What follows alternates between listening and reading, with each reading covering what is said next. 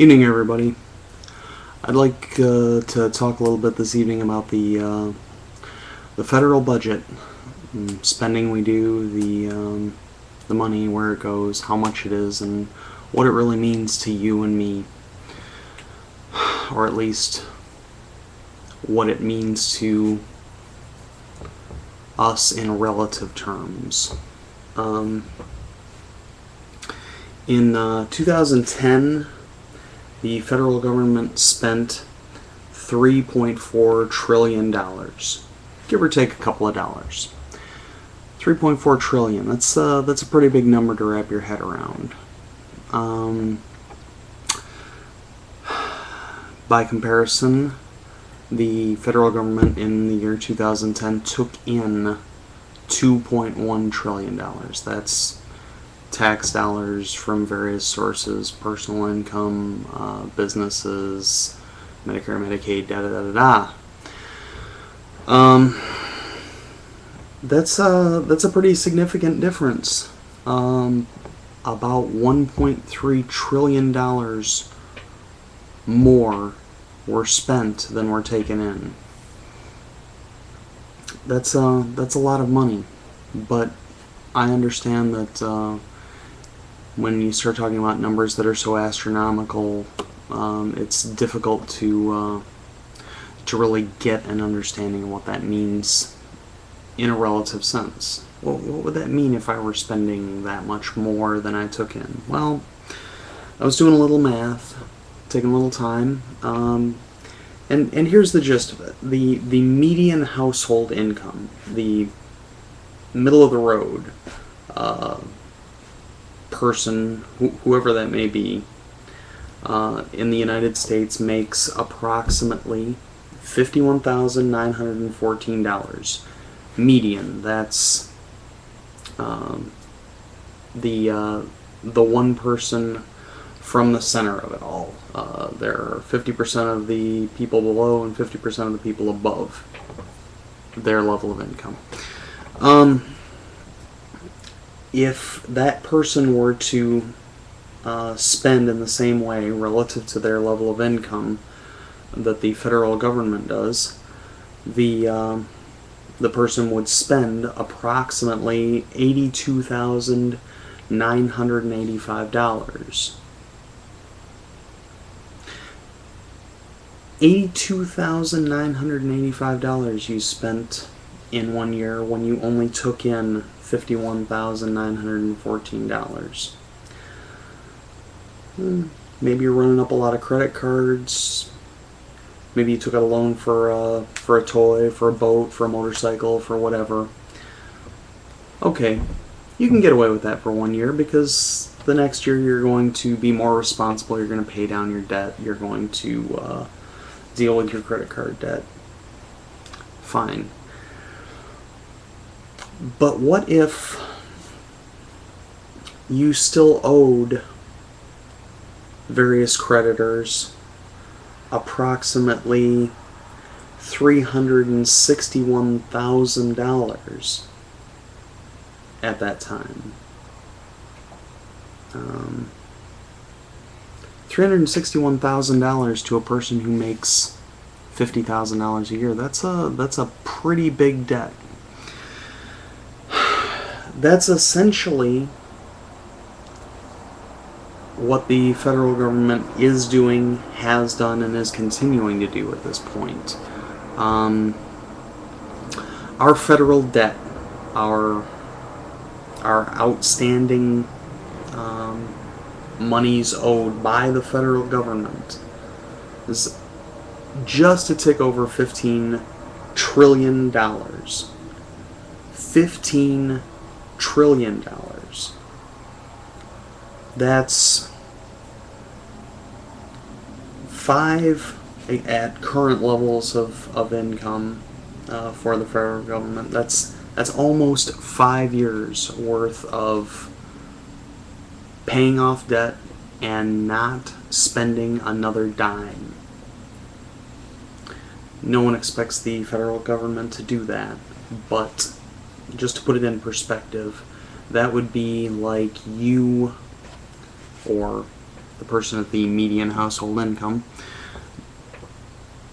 not eating, not paying for gasoline to go to and from work, not paying your electric bill, not feeding your children, not paying for insurance, and simply taking every penny that you had coming in and spending it on your $361,000 outstanding debt for 5 years. Does that sound sustainable to you? It doesn't to me either. It's a situation we've grown into over the years. We're overspending by a ratio right now of approximately 60%. We're spending 60% more than the government's taking in. That's a huge disparity.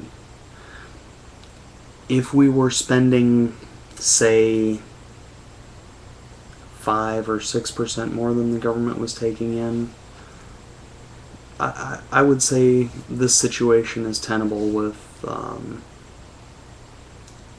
some reasonable changes in spending policies, but the ideology that's driven this ratio so far out of whack it's gone too far. We have to make a radical change to the way the federal government operates. The long and the short of it is, we can't continue to spend 60% more than our yearly intake and not see dire consequences because of it. By dire consequences, there are a lot of interpretations of that. I won't go into the chicken little school of thought and tell you the sky is falling. But what I will say is that some point the creditors that the federal government has are going to come calling for their funds. They're going to ask for them in return. And the coffers are not only empty, they're being emptied before anything goes in. Here's a quick breakdown of what we're spending and what we're spending our 160% of the intake on. Medicare and Medicaid, it's about 23% of the federal budget. Social Security, it's about 20% of the federal budget. The Department of Defense, again, about 20% of the federal budget. And we're spending about 6% of our intake, approximately $180 billion. Actually, probably no, more like $200 billion is going just to interest right now. That's a pretty sizable chunk of money.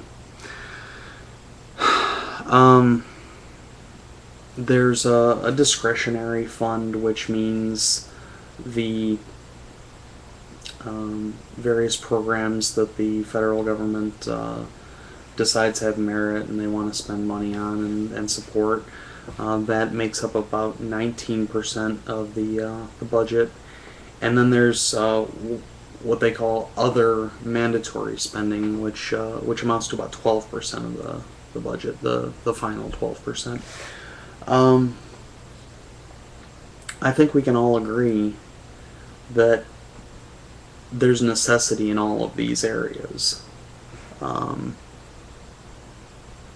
But I think we all need to realize and come to a consensus agreement that spending egregiously more funds than you're taking in is not sustainable.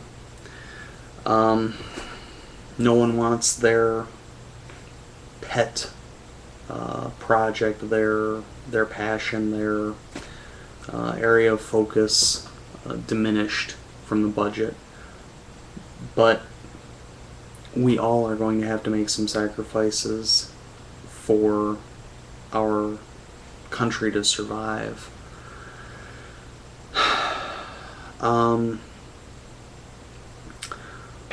The federal government has continued to increase its spending every year. Just for a quick example, from the year 2001 to the year 2002, it grew by about 8%. 2002 to 2003, it grew by about 7. 2003 to 2004, it grew by 6, and then 04 to 05, it grew back at 8%. And from 2008 to 2009, it grew 18% just that one year. That's a pretty sizable growth, considering the state of income in this country. What I want to ask you is, tonight, go home. You're probably already at home. Pull out your checkbook. Take a look in there. Take a look at your yearly income. Grab a pay stub. You know, give it a quick once over, and say, could I afford to spend 60% more than I take in this year? If the answer is no, which for most of us I believe it will be, the question you have to ask is, what do I cut? What can I not afford? I think we need to take a serious look at what we're spending money on in the federal budget and what we can cut because we can't afford it.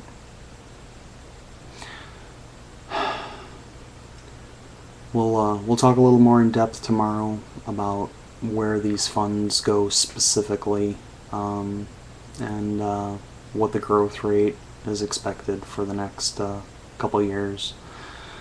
But for now, just have a good night, think about it, and I'll see you again soon.